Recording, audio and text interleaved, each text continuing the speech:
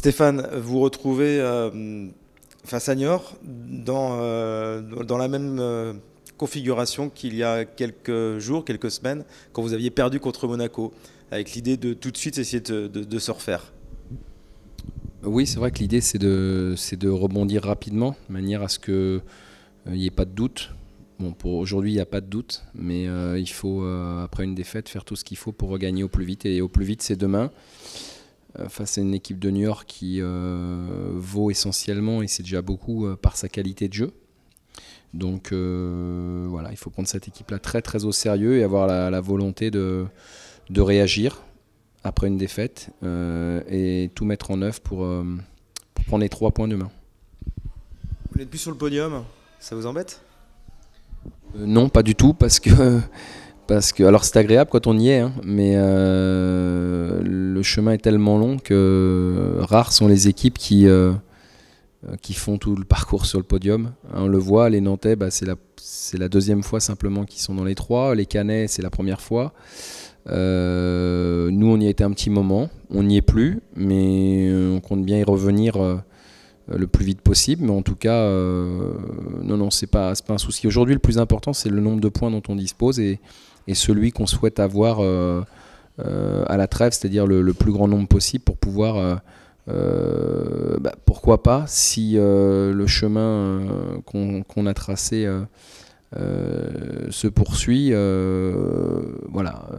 avoir d'autres, pourquoi pas d'autres ambitions, d'autres objectifs. Mais aujourd'hui, on est qu'au tiers du championnat, donc c'est pas du tout un souci de ne plus être sur le podium.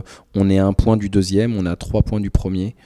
Voilà, je crois que la défaite de Nantes ne doit absolument pas modifier quoi que ce soit dans notre manière de faire et surtout pas dans la manière d'appréhender les choses. L'idée, c'est d'éviter de ressasser les regrets, parce que ça fait plusieurs fois. Il y a eu Dijon, il y a eu Monaco, il y a eu Nantes. Tu te dis, bon, c'est bon, il faut effacer ça. Oui, complètement, il faut effacer. Puis bon, on a joué quand même les 2 premiers. Donc bon, on n'a pas pris de points malheureusement, mais je crois que c'est important aussi de regarder pourquoi on n'a pas pris de points. Donc là aussi, on a une équipe qui découvre ce que c'est que d'être dans le haut du tableau et on apprend. Alors c'est vrai qu'on paye un peu trop, à mon avis, un peu trop cher. Mais voilà, à nous de retenir les leçons, tirer les enseignements et puis j'espère que si on doit avoir d'autres confrontations de ce style, qu'on gardera le contenu mais qu'on y ajoutera les résultats. Tout le monde va vous voir un peu plus beau là, parce que c'est que Niort, entre guillemets, c'est un promu, et puis vous récupérez pas tout le monde mais presque.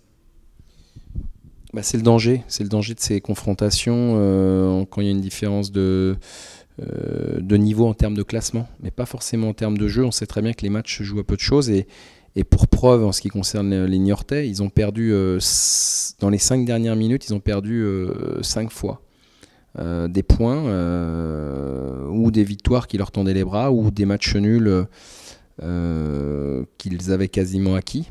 Donc ça veut dire que ça se joue vraiment pas grand chose. Cette équipe, elle pourrait avoir facilement 4 points de plus, ça lui ferait 17 avec un match de retard, comme quoi voilà, il pourrait être très près de nous, et en termes de qualité de jeu, je pense qu'il le mérite. C'est une des équipes qui joue le mieux en Ligue 2.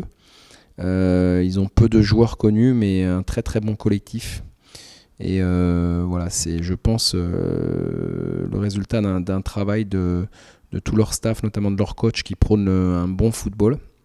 Ils sont montés comme ça l'an passé et ils ont poursuivi sur les mêmes bases. Actuellement, ils sont en apprentissage de la Ligue 2, mais je pense que c'est une équipe qui va refaire parler d'elle très, très bientôt. Merci Stéphane.